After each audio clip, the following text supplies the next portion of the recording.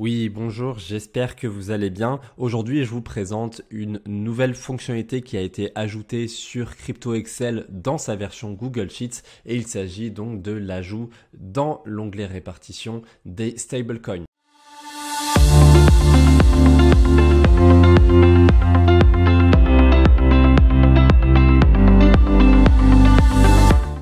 Donc c'était une fonctionnalité qui était attendue de la part de plusieurs personnes, notamment pour tout simplement jouer sur des ventes non pas en fiat money, en euros ou en dollars, mais bien en stablecoin. En toute honnêteté, la fonctionnalité était déjà présente, mais aujourd'hui, ce sera beaucoup plus clair et beaucoup plus simple. Je vais vous présenter une étude de cas très rapide qui va vous permettre de voir finalement comment évoluent les métriques du capital investi actuel et vendu, comment évoluent vos gains. Vous allez voir que finalement, c'est vraiment juste des histoires d'écriture et de comment finalement vous définissez vos propres gains. Si vous souhaitez effectivement que le vendu se soit considéré comme juste une vente en stablecoin, c'est ce que je vais vous montrer tout à l'heure. Et si vous voulez que le vendu, vous le considérez que c'est du capital qui a réellement été sorti, de toute façon, il restera, il sera considéré comme tel, mais il sera toujours évidemment considéré comme pris en compte dans les gains et donc dans votre rentabilité. Donc, allez, c'est parti. Alors du coup, admettons que là, voilà, on a toujours ce fameux portefeuille d'exemple sur le document de base. Il y a surtout du Bitcoin. Aujourd'hui, admettons, aujourd'hui, il est vraiment à 60 000. Bon, on va admettre qu'il est à 60 000 pile pour faciliter l'exercice. Et du coup, tout simplement, là, vous souhaitez vous protéger de la volatilité, vous pensez que le Bitcoin risque de baisser davantage, donc vous souhaitez vendre votre Bitcoin contre des stablecoins. Donc du coup, comment ça se passe? Vous allez dans l'onglet transactions. Donc là, de toute façon, on voit qu'il y avait plusieurs transactions qui avaient été faites jusqu'à maintenant. Le Bitcoin avait été acheté, il avait déjà été vendu, etc. Donc là, tout simplement, on pouvait créer une nouvelle ligne avec le BTC. À chaque fois, les indices ici sont complètement facultatifs, mais vous pouvez les mettre si vous voulez. Ici, dans quantité, comme c'est une vente, je vais mettre une quantité négative et comme il m'en reste 0,75 juste ici, je vais tout simplement vendre mes derniers bitcoins. Je vais tout vendre et du coup, j'en vends donc 0,75. Donc du coup, je dis que je le vends à 60 000. À nouveau, je fais une petite approximation, mais sinon j'aurais pu mettre 60 723. Et du coup, là, je vois que j'en ai vendu pour 45 000 $ de capital. Et du coup, donc, là, la question souvent, c'est de dire, ok, mais moi, je veux pas l'avoir vendu en fiat money. Je considère que je veux pas l'avoir vendu contre des dollars. Je veux l'avoir vendu contre des stablecoins. Et ça tombe bien puisque les stablecoins étant des crypto-monnaies, elles se considèrent de la même manière que les crypto-monnaies qui sont sur le portefeuille CryptoExcel. Et du coup, vous pouvez tout simplement mettre, admettons, je l'ai fait contre de l'USDT. Donc là, du coup, c'est un achat. Je peux à nouveau mettre les dates, etc. Vous avez compris. Donc le USDT, comme ça vaut qu'un seul dollar, si j'ai vendu pour 45 000 $ de Bitcoin, ça veut dire que j'ai acheté pour 45 000 USDT au prix d'achat 1 dollar. Voilà. Et donc, ça tout simplement, vous voyez qu'il y a un équilibre entre le capital investi et le capital d'achat. Et du coup, ça apparaît tout simplement ici.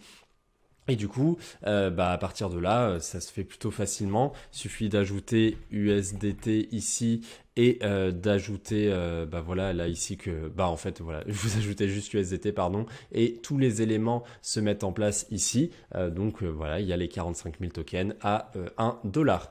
Et du coup, vous voyez que si je vais du coup sur mon tableur, autant au tout début, on avait une répartition Bitcoin qui était très importante, autant maintenant les stablecoins apparaissent à la fin. Alors la couleur, elle a été choisie comme la couleur verte du Tether, qui est souvent le stablecoin le plus utilisé, et également la couleur, ça renvoie forcément à la sécurité, alors que dans d'autres éléments, dans d'autres outils, du coup le rouge c'est souvent pour les crypto-monnaies un peu plus volatiles. Donc voilà, ce vert il a été mis à la fin également, comme ça au moins on voit directement un peu le Bitcoin, quelle est la part du top 50 de tout ça. Voilà, par rapport au cumulé, ça paraissait plus pertinent de mettre le stablecoin à la fin.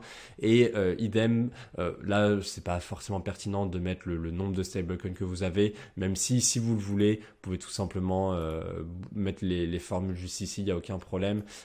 Pour les valeurs, on a pris en compte les USDT, les USDC, les DAG, les BUSD.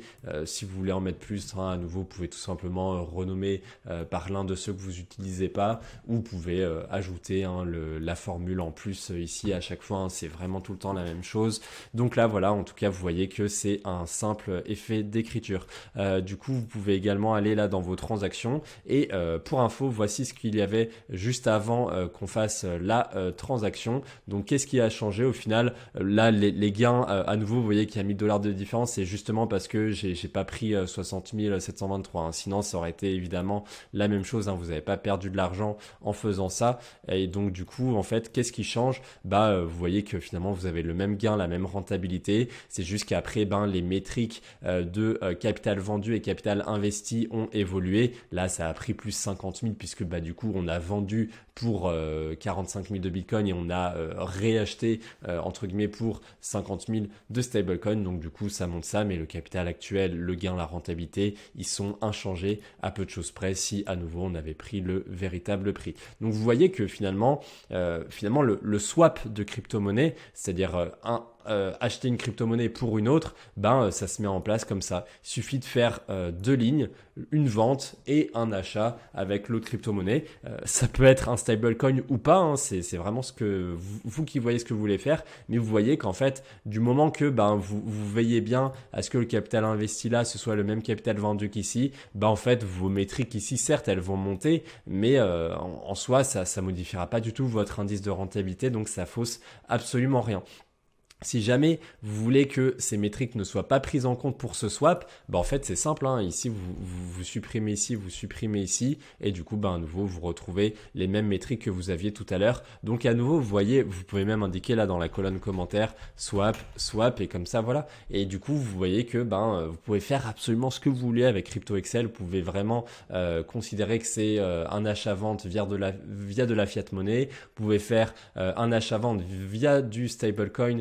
Et du coup, le stablecoin, il est indiqué ici et il sera indiqué ici. Donc, dans votre portfolio, vous pouvez faire également un suivi sur votre répartition et sur votre risque par rapport à la volatilité du marché. Vous pouvez également tout simplement faire un swap d'une crypto-monnaie vers une autre. Hein. Ça aurait pu être une autre crypto-monnaie ici que j'aurais voulu acheter. Ça aurait pu être de l'Ethereum classique, ça aurait pu être du Solana, peu importe. Et du coup, c'est exactement la même chose. C'est vraiment juste une histoire d'écriture. Vous voyez que dans tous les cas, les capitals investis vendus augmentent. Mais si vous voulez pas les prendre en compte, vous supprimez les valeurs ici, vous indiquez swap par exemple, et c'est tout. Voilà.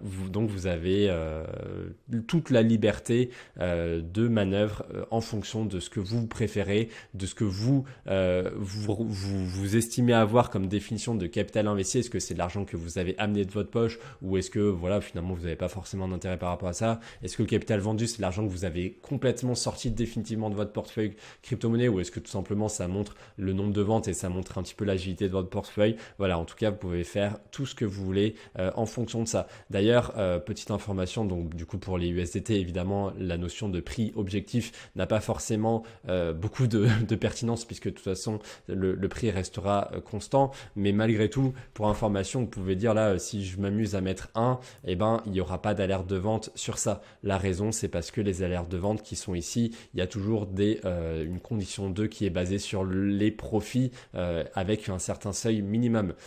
Comme vous l'achetez 1 et que la valeur actuelle elle est à 1, vous n'avez pas de profit et du coup pas d'alerte. Voilà, donc à nouveau c'est un autre avantage d'utiliser à nouveau les configurations alerte de vente. Vous serez jamais notifié pour vos transactions en stablecoin, tout simplement parce que la différence entre prix d'achat, prix objectif sera toujours la même.